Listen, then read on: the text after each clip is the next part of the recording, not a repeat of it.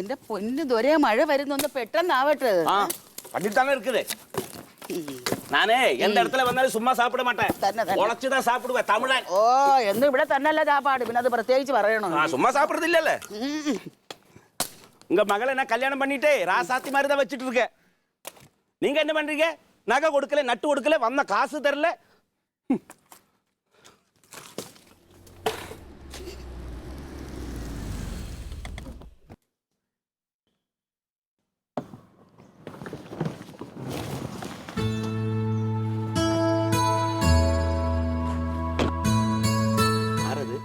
എനക്ക് തരില്ലേ. നമസ്കാരം. വാസുവിന്റെ വീട് ഇതല്ലേ? അതെ. ഉണ്ടോ അവിടെ? അയ്യോ അവൻ ഇവിടെ ഇല്ല. ഇവിടെ പോയി? അവൻ പണിക്ക് പോയിരിക്കുക. என்ன மாமி இது? அழியும் வேலைக்கு ஒன்றும் போகல. எங்கேயாவது வேலை இருக்குதானே தேடிட்டு போயிருக்குது. മല്ലിക അവളുണ്ട്. ഒന്ന് വിളിക്കാവോ? വിളിക്കാലോ. എടി മല്ലിക, മല്ലിക. യോ വാസുട്ടിയെ തിരക്കി ആരാണ്ടാ വന്നിരിക്കുന്നത്, നീ ഇങ്ങോട്ടൊന്ന് വാ.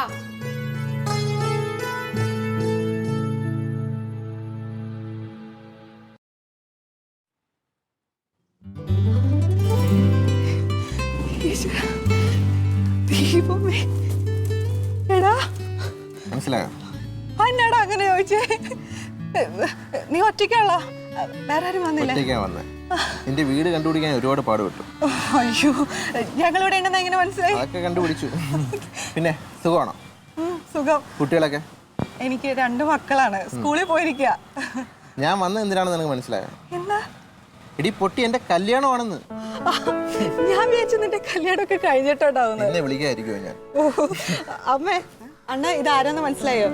എന്റെ ചെറിയച്ഛന്റെ മോനാണ് രാഹുല്. അണ്ണനാ? എടാ അകത്തേക്ക് ഇരിക്കടാ. ഇരിക്കടാ. ഐശ്വര്യ എത്തണം.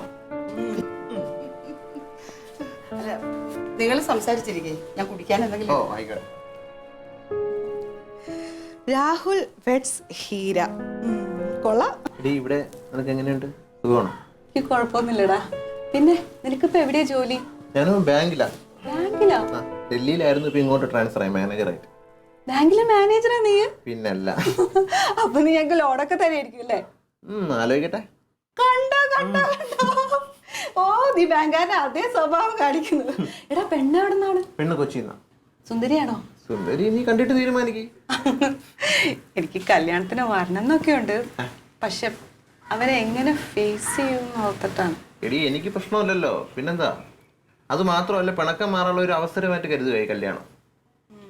എന്തായാലും കമ്പൽസറി ആയിട്ട് വരണം അവിടെ. നോക്കാം. പിന്നെ നീ അച്ഛനും അമ്മേനെയും കാണാറുണ്ടോ? വല്യച്ഛനെ കാണാറുണ്ട്, പക്ഷെ നീ പോയതിനു ശേഷം അവർ മൊത്തത്തില് ഡൗൺ ആയിപ്പോയി.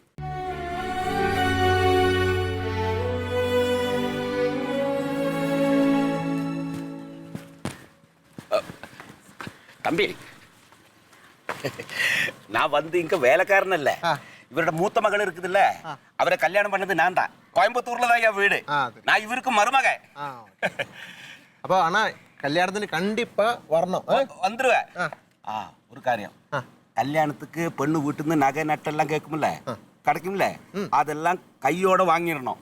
அவர் வந்து அப்புறம் தரேன் இப்புறம் தரேன்னு சொன்னா அந்த மாதிரி கேட்காத, வாங்கி தான் வரணும். இல்லைன்னா ஏன் கதி ஆயிடும். நான் பாரு அடிக்கடி வந்து நகை நட்டு கேட்டுட்டே இருக்குது, கிடைக்கவே மாட்டேங்குது. கல்யாணத்துக்கு ஓகே இப்போ வரணுமா? இப்போ வரல, ஆ சமயத்து வந்தாச்சு. ஓகே ஓகே சரி.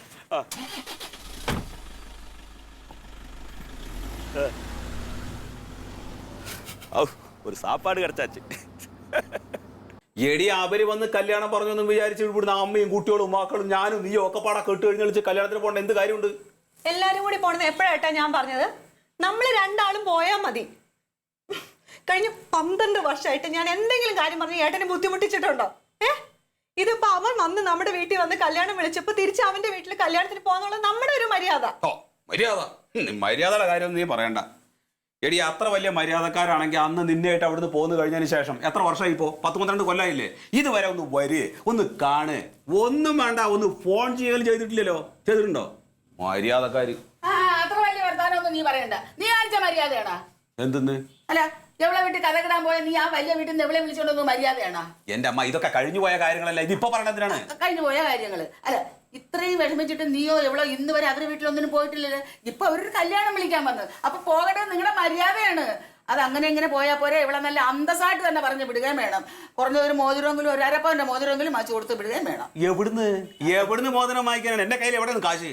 എന്റെ അടുത്താണ് നീ ചോദിക്കുന്നത്. നീ ചെല്ലപ്പനാശാരിയുടെ മോനാണ്. ആ അന്തസ് നീ കാത്തു സൂക്ഷിക്കണം. എന്നാ നിങ്ങളൊരു കാര്യം ചെയ്യും, നേരെ ചെല്ലപ്പനാശ എടുത്ത് പോയിട്ട് ആ സ്വർണ്ണത്തിന്റെ പൈസ പിടിച്ചിട്ട് വരും. ഏതായാലും ജീവിച്ചിരിപ്പുണ്ടല്ലോ, ഒരു പ്രയോജനമില്ലാതെ. നീ എന്നെ കളിയാക്കിയാണെന്ന് എനിക്കറിയാം. എനിക്ക് അങ്ങോട്ട് പോകാൻ ഒക്കത്തില്ലെന്ന് കരുതിയില്ലടാ നീ ഇമ്മാതിരി വർത്താനം എന്നോട് പറയുന്നത്. തുടങ്ങി ജീവിച്ചില്ല. ഞാൻ തീർത്തു പറയുക, ആ കൊച്ചനെ കുടുംബത്ത് വന്നാണ് കല്യാണം വിളിച്ചത്. ഞാനും കൂടെ ഉള്ളപ്പം എന്നെയും കൂടെയാണ് വിളിച്ചത്. ഞാൻ ജീവിച്ചിരിപ്പുണ്ടെന്ന് നീ ഓർമ്മിക്കണം.